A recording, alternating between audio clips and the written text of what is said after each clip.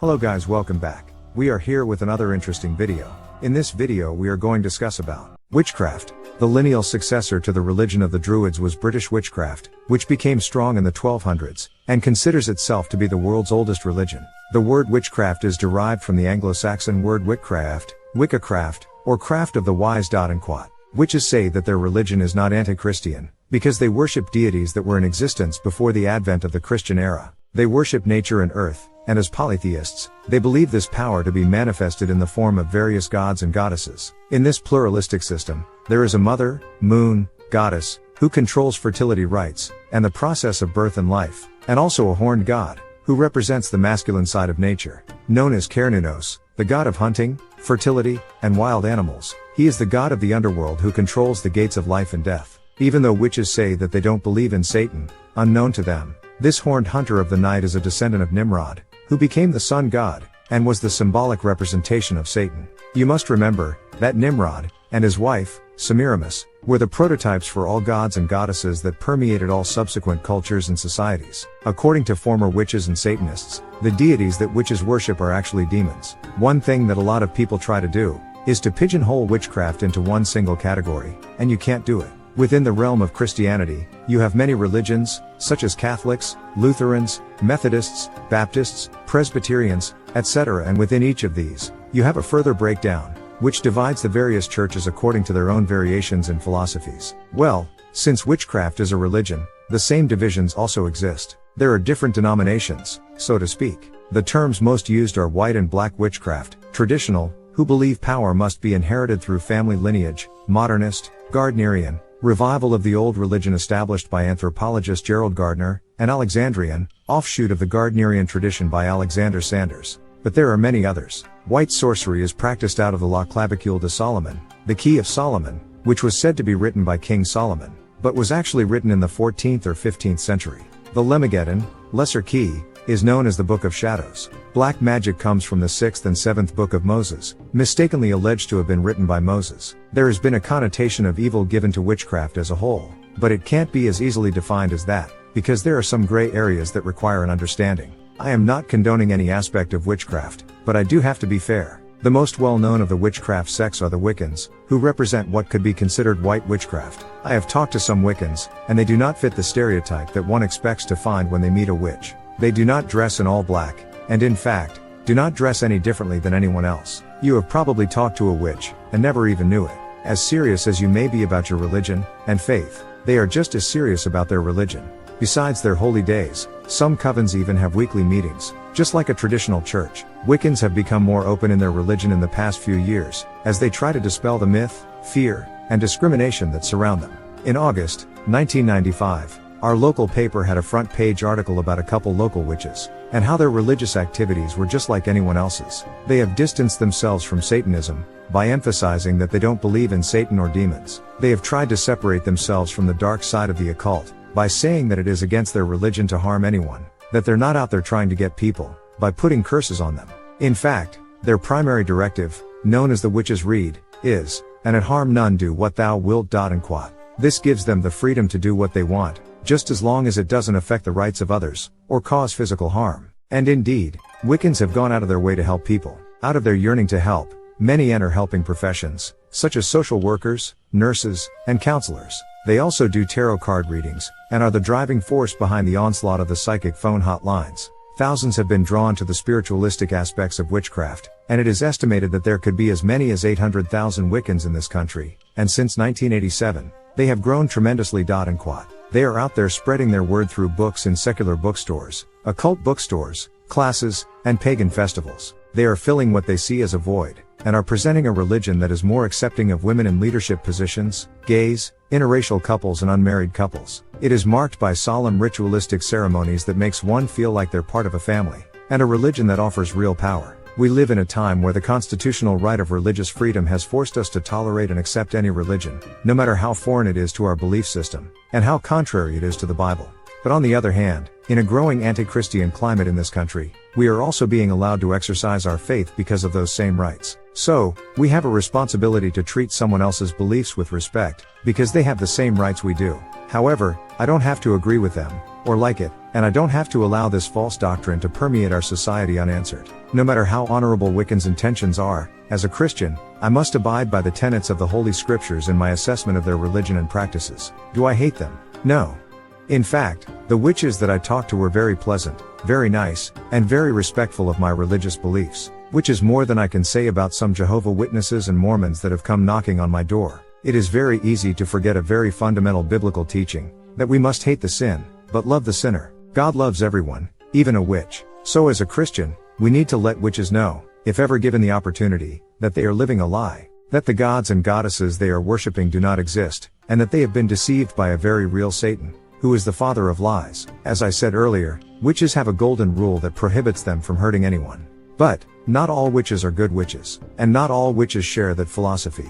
Irene Park, a former witch, and author of the book The Witch Who Switched, said the worst thing she had ever done to someone was to demolish them, to see them removed off the face of the earth. And quote. She further elaborated, you can kill them, or else they will commit suicide. You drive them to do that. You can do it by thought, or something like making a potion, and chanting and doing an incantation, and it works. The spirits work. And quote. Chapter 6 of the book Mastering Witchcraft, a practical guide for witches, warlocks and covens is called Vengeance and Attack. And quote. On page 196 it says, with all the power of your imagination, and all the faith and intent you can muster, you must actually try to see your spell working its mischief, visualizing your victim suffering all the pangs you wish on him.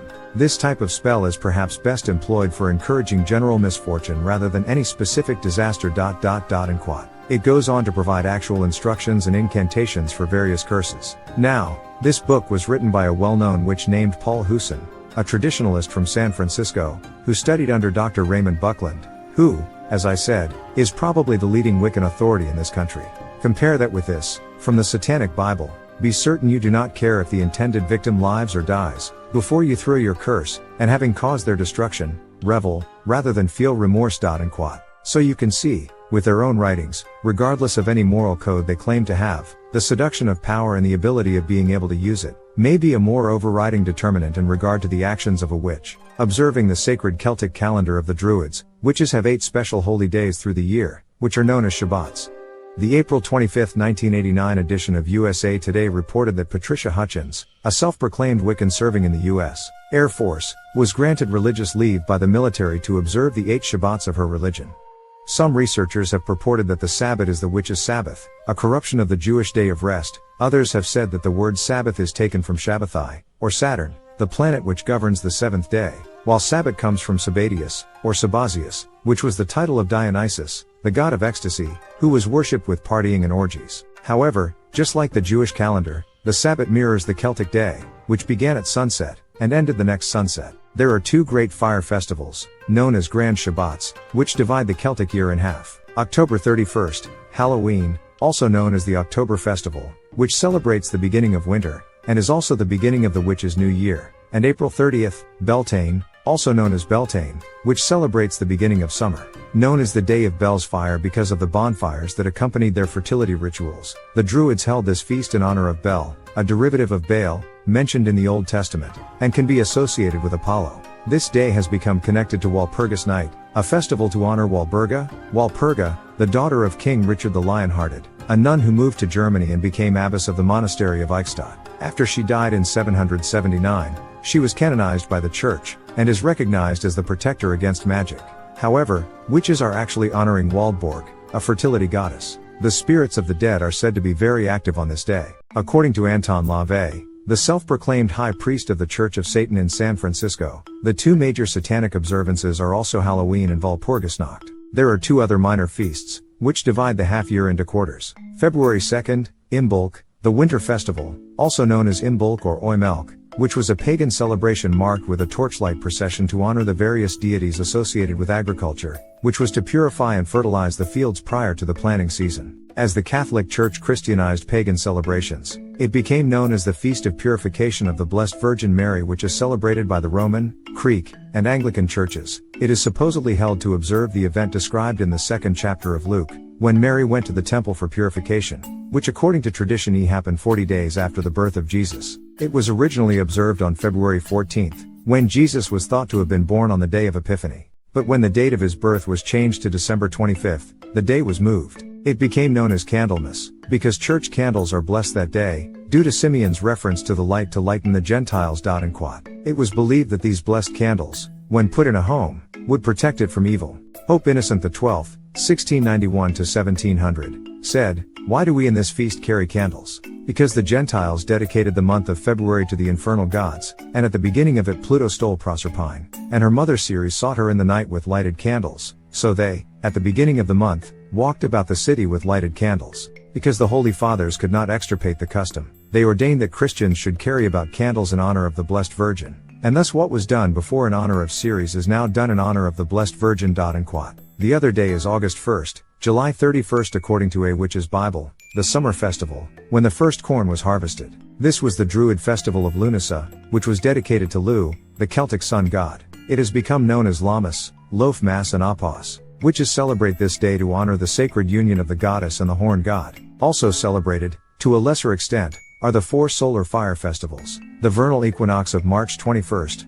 Alban Alir, or the spring festival, and the autumnal equinox of September 23rd, September 21st according to a Witch's Bible, Alban Elfrad, or the autumn festival, and the 2 solstices, a Latin word which means the sun stops in Quat. June 22nd, Alban Hefin, or the Midsummer Night Festival, has become associated with the eve of St. John's Day, June 24th, which is when the feast of St. John the Baptist is held. This is the oldest church observance, and is celebrated on the day of his birth. The exact day is unknown, but the Bible indicates that he was born 6 months before Jesus. It became part of the midsummer celebrations because of the summer solstice, which is the beginning of summer, June 20th, and the longest day of the year. December 22nd, known as Yule, Alban Arthan or the Midwinter Festival, has become associated with the eve of St. Thomas Day, December 21st, which is when the feast of St. Thomas is held. The observance was initiated in the 12th century to honor the apostle Jesus appeared to and showed his wounds after the resurrection. Because of his doubts, he is known as the patron saint of masons and architects. It became part of the winter celebrations because of the winter solstice, which is the beginning of winter, December 21st, and the longest night of the year.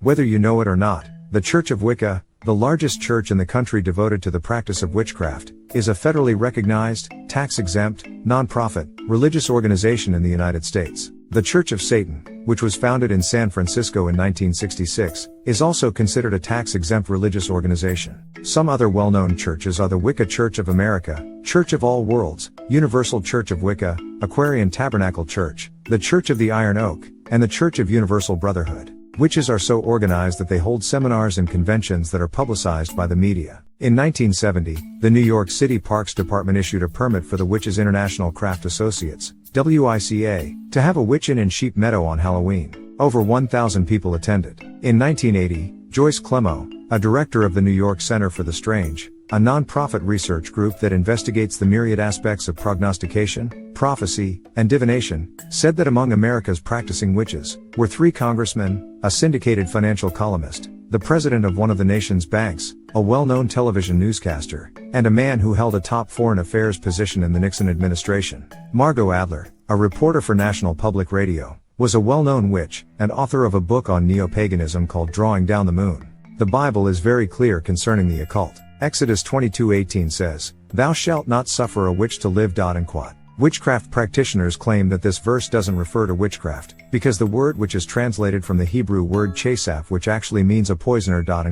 However, Strong's exhaustive concordance of the Bible identifies the original word out of the Masoretic text to be kashaf, number 3784, a root word which means to whisper a spell, i.e. to enchant, sick, or practice, sick, magic. The word keshaf, number 3785, is magic or witchcraft, as used in 2 Kings 9:22, Micah 5:12, and Nahum 3:4, and kashaf, number 3786, is a magician or sorcerer. The Hebrew word kema, number 2534, means poison. Another verse that corresponds to this sentiment can be found in Leviticus 20:27, which says, "A man also or woman that hath a familiar spirit, or that is a wizard, shall surely be put to death. They shall stone them with stones, their blood shall be upon them." Jeremiah 10:2 says, "Learn not the way of the heathen." Deuteronomy 18:10-12 says, "There shall not be found among you anyone that maketh his son or his daughter to pass through the fire, or that useth divination, or an observer of times, or an enchanter, or a witch, or a charmer, or a consulter with familiar spirits, or a wizard, or a neocromancer. For all that do these things are an abomination unto the Lord. 1 Peter 5:8 charges us to be vigilant, because your adversary the devil, as a roaring lion, walketh about, seeking whom he may devour. And quote. Ephesians 5:11 says that we are to have no fellowship with the unfruitful works of darkness, but rather reprove them. And quote. And 2 Corinthians 6:11 says, be not unequally yoked together with unbelievers, for what fellowship has righteousness with unrighteousness? And what communion has light with darkness? In 1980, Skip Tarrant, a head witch in the Church of Wicca, said, being a witch makes one feel more alive. And quote. According to the testimony of former witches and Satanists, the ancient religion of witchcraft and its white magic is nothing more than a little white lie. And quote. The deities they worship are actually demons, and the horned hunter of the night is actually Satan. Many witches have come to realize that in order to get more power, they have to surrender more of themselves, moving into the darker side of witchcraft, and sometimes into Satanism. Satan does not care what he does, or who he destroys, in order to achieve his goals.